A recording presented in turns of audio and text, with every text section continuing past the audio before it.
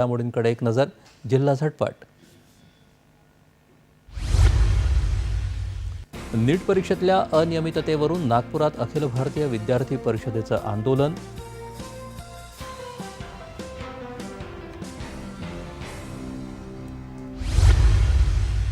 नागपूरच्या विभागीय आयुक्त विजयलक्ष्मी बिदरी यांनी केली अंबाझरी धरण बळकटीकरणाच्या कामाची पाहणी.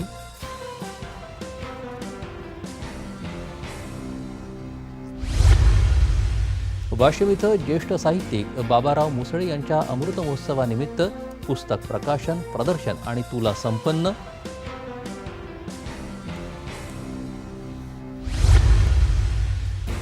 नवी मुंबई कृषी उत्पन्न बाजार समितीत आवक घटल्यानं कांद्याच्या दरात 5 ते 10 रुपयांची वाढ.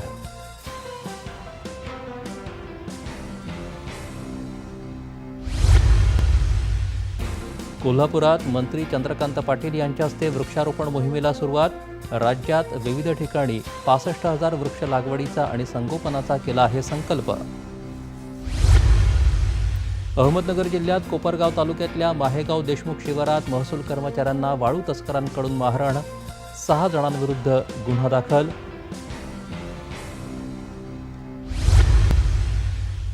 भिवंडीतल्या औद्योगिक वसाहतीत डायपर बनवणाऱ्या कंपनीला आग लागल्याची घटना. 6 तासांच्या प्रयत्नांनंतर अग्निशमन दलाला आगीवर नियंत्रण मिळवण्यात यश.